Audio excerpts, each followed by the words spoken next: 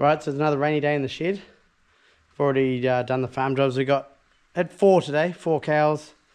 So it brings our total to 15. So yeah, I'm happy with that. We technically don't start calving until the 25th, so anything before that will help us get milk in the vat earlier. So I've finished doing that side of it, doing the seals and the input shaft. So now we're on to putting the clutch.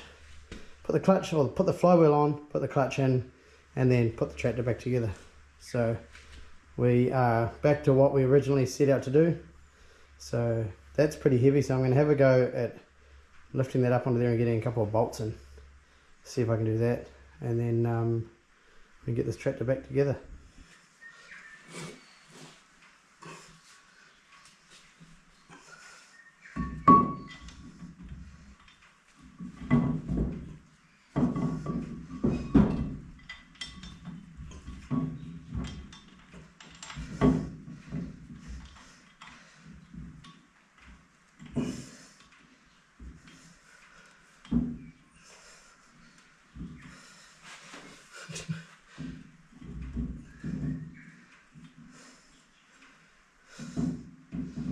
Not a bad spot to sit.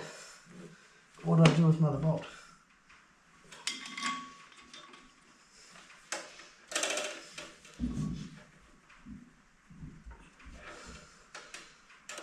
So these tabs, these here go on like that, and then we punch these over, and if for some reason one of these bolts came loose, this here would stop it from undoing. So I've got to remove that one which I put in just to hold it, so I can put the tab on.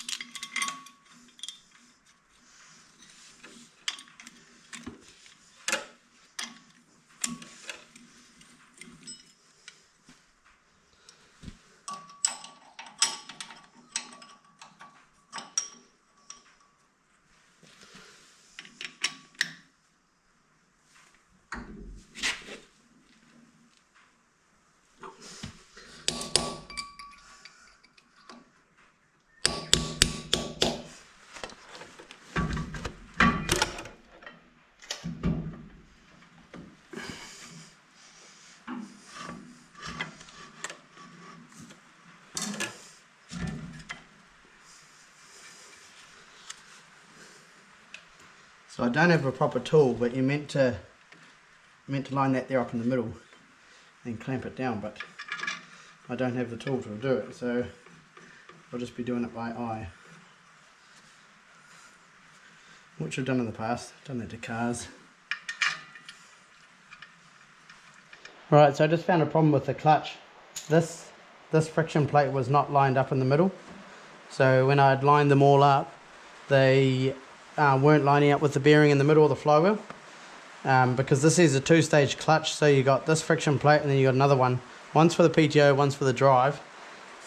I think this one's for the PTO, and the drive one's the front one, because the front one is onto the flywheel, whereas this one here is just between the clutch assembly. So what I've had to do is I've had to back these out, and these 3 bolts that you leave in till you've got the clutch bolted in place.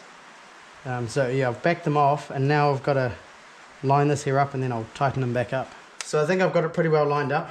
Just removing these bolts, which it's one of those things that you should keep, but don't even use them that often. One thing I have noticed is that this clutch is a little bit weaker, and Dad was saying that when they rebuilt their 35 back when they were actually using it on the farm, as a main tractor when they were doing hay contracting, I think they put a 135 clutch into it because it's got an extra. This clutch is missing 1, 2, 3, 4, 5, 6 springs, so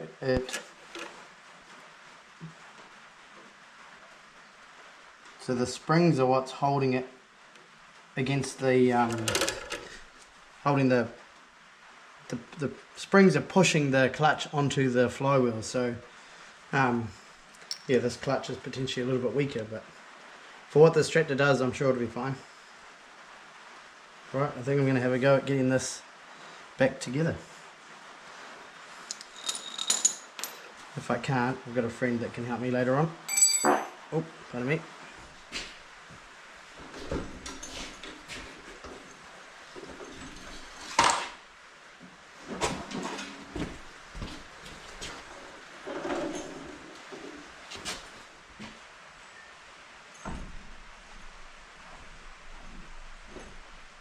Well, it must be going in, but this side's a little bit high. Bit of an art getting it lined up. I don't know if there's any tricks, but you got to get the shaft that drives the wheels to go into one, and then you've got to get the PTO clutch to line up at the same time. So in the past, I think we've just turned the motor a little bit and then tried rolling it in.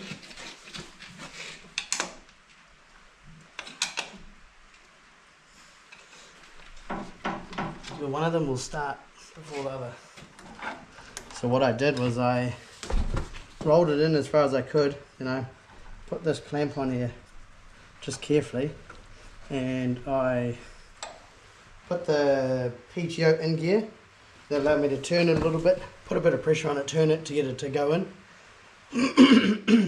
and then put the gearbox in gear, and then turned over the flywheel a little bit, and then just had to jack up on this side, and it's gone in a considerable amount. So I think we'll see if we can pull it all the way in with the... What are we lining up? It's probably just the bearing in the middle it's got to go through now. Alright, so we're getting very close to finishing it. Yep, Ezra's just putting these arms back on. Got to tighten that steering arm up. And I need to bleed it, so that's what I was about to do now. What is bleeding? I'm going to cut my finger and bleed it.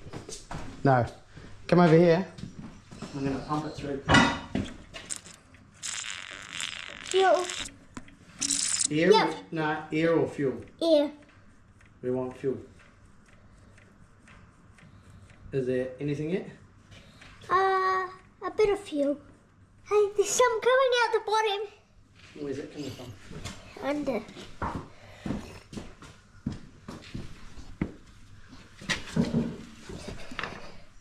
No, that's coming out of that. It just farted. Yep. So that's what we want. We've got fuel coming out of that, and we're going to loosen it. I think we'll loosen off this one here. Well, I might just try start it, because it must be... Oh, we've got to put oil in it. And I still need to do that. Yeah, so go and do the other side. And I already did it. You've got to put this, tighten this up on the other side. Oh. So I've still got to put... With this. I don't know. You go around the other side and have a look. You got to get the right size. So I've got to put oil in there, because we drained a bit of oil out of the transmission. And then we can fire it up. Alright, so stopper's in. It's in neutral. That's in neutral. And we're going to fire it up and see what happens.